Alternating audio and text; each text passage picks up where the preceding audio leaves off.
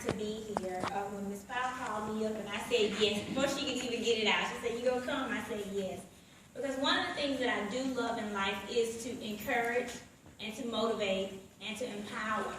Because we all grow up in life and we say, you know, as teens, you look at your parents and you're like, they don't know what I'm going through. Well, we've been there.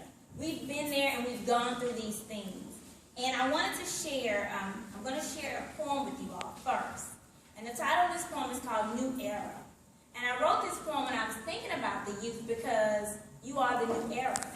This is your time to start to motivate and inspire and to dream and to chase after things that you would like to do in life. And this is from my new book, Until Tomorrow Comes. It's a book about growth and awareness, and I'll talk a little bit about that in a minute. Well, I've been writing ever since I was 12, and it's something that has always encouraged me to, you know, find my own voice. So poetry became my positive outlet. And this is the poem, A New Era. There is hope from where you came, a blessing for where you're going, favor in your experience, hard work in your dedication, your pace that represents the time it takes, self-motivation towards your outcome, the tribulations that will exist. Today is the day that we celebrate you. For the accomplishments unforeseen, for all the dreams that you will have that will come true, for the avenues that you may choose, be they traditional or non-traditional. Today is a new era in time, one that should be reflected and recognized. Each milestone and effort will be noted. The journey begins for you today. To imagine the impossible reality, you possess the strength and the perseverance to reach your goal. Today, I stand before you and pass the torch. To keep striving and achieving greatness, to reach out and touch your destiny, and to find yourself and never lose sight of your victory. And that's my poem I wrote about new era. There are 4 things that I want to share. As an author, as a writer, and a motivational speaker, and a poet, I started at 12. There's a lot of things, you know, at 12 years old, I didn't have people that were encouraging me. I didn't have anybody patting me on the back saying that you could do it. But I never gave up. I kept trying, I kept writing, I kept journaling, I kept logging. But I have 4 major points that I wanted to share with you that helped me along the way. Number 1 was God's gifts and abilities. I had to recognize what strengths and abilities and things that He had given to me. And I had to identify with them, I had to nurture them, and then I had to decide if I was going to step up to the challenge. Because, you know, we all have these things that we love to do. Something that you love to do. And as you get older, people say if you love it, you'll never feel like you have to work a day in your life. Because when you love it, you'll give it your passion. You'll give it your all. And that's what writing has been for me. And you'll find a purpose with it. You know, my purpose, it began first starting to write. But then after that, it became motivational speaking. Because the things that I had inside of me, God told me that other people would need to hear them. The poems that you write, you know, you heal yourself, and then you'll help to heal others. So this is the passion that I have with that. The second point I wanted to give is living with hope and expectancy. Every day my dream got bigger and bigger. Like I said, I was 12, didn't have the know-how to go, you know, all the technology, go to the computers and, you know, figure out how to become an author at 12. But like I said, every day I kept writing, every day I kept journaling. And my dreams, I was living with the hope and expectancy that one day I'm going to be an author. One day I'm going to be a writer. Whatever you decide you want to be in life, once you make that decision, you go behind it. No matter what comes up, no matter what, you know, the situations may come in the way, you continue to nourish that dream. And you continue to have the hope and the expectancy that it will come to fruition. The third thing that I did was I was persistent, and I had determination. And each day I had to encourage myself, have my family members, some other people, friends to help encourage me to keep going because I had to keep my eye on the prize. You know, being, like I said, non-traditional or traditional. If you want to do something that is playing basketball, or if you want to do anything with computers, if you want to be a nurse or a daycare center, whatever you feel like in your heart, you have to be persistent with those dreams. Because things may come up. Things, halt places, stuck in a way.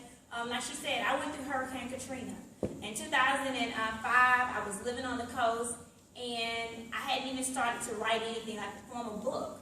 But then after Hurricane Katrina, I came, and my apartment was flooded to the top, and I lost everything that I had. And the only thing that was left when I came back to my apartment was my folder that had all of my poetry in it that I had been writing since 1998.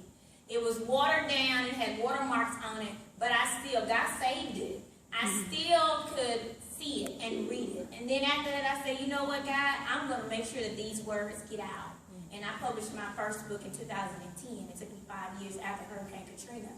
But I did that because there was a message and there was a purpose behind him. I mean, my couch and everything else was gone. I wasn't worried about those things. But for him to say these words that he placed on the inside of me, the dream that he wanted me to continue, I said, I'm going to do something about it. So I was persistent and I was determined. Even with the roadblocks, even with the no's, even with no encouragement or no one behind me, I kept moving. The last thing that I wanted to say about these technologies, with the God, I always had the passion to write and to motivate, but with God's gift, I started to be excited about chasing others and helping them, to motivate them, to encourage them. So with my first book that I did in 2010, it was called Expressions of the Mind, Body, and Soul. That was a book about, me and my years of going through, low self-esteem, me going through, wanting to be in a relationship, or me wanting to understand, things of my teenage years. Why, I didn't have anybody encouraging me. Sometimes we do have people in our life who encourage us, but sometimes some people, they don't have that. So just me going through everything that I went through as a teen, I decided to put it on paper. But the most important part about that aspect, I chose to do it positively. I didn't go out and change my focus and go out and act out or rebel or get into some things that weren't going to be good for me. I still knew that I had to stay on focus, and I had to uplift and bring myself out of the place that I was at. So with my first book, that was Expressions of the Mind, Body, and Soul, and with the second one that I just published in 2013, it's called Until Tomorrow Comes. And Until Tomorrow Comes is a book about growth and awareness. It's about when you're at that moment, when you're lost, when you're at the moment, when you're going through life and you have questions, when you need encouragement. I often speak about God because God is the one who gave me that gift when I was 12. And it was just like me and him was having a conversation. And he said, I'm going to help you heal yourself and heal others. So that's the reason why I keep my focus on making sure everything is positive, everything is motivational. If you need an ear, sometimes people just need you to listen to them, listen to what they're going to, give them an extra okay, and they're going to make it. I just want to mention too, also internationally, hard work and determination. Moving on that, I've also worked this year and last year. When she said internationally, some of my poetry has been in London magazines. I've had I had an interview with Italy. I had an interview in 2 South African interviews. And the thing about that is I kept moving. Like I said, there were many no's. I'm right over here in the States, and a lot of people were saying no. A lot of people didn't want to publish my book, so I self-published. I found ways to get done the dream that I had inside of me. So today I want to say I encourage you all to do whatever you would like to do. Stay positive, stay motivated, always believe in yourself. Yes, you can do it. Just make sure that you always stay focused on the dream, and once you find that dream, continue to move forward and aspire to it. So thank you all so much for receiving me, and I hope you all enjoy the rest of the